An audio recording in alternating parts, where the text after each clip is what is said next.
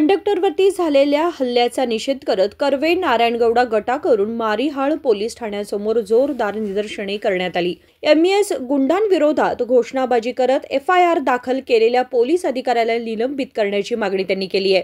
तसेच पळून गेलेल्या आरोपींनाही त्वरित अटक करण्याची मागणी कर्वे नारायणगौडा गटाकडून करण्यात आली आहे।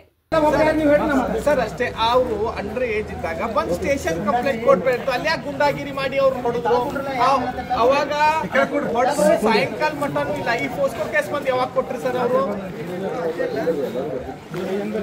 ಹಾ ಸರ್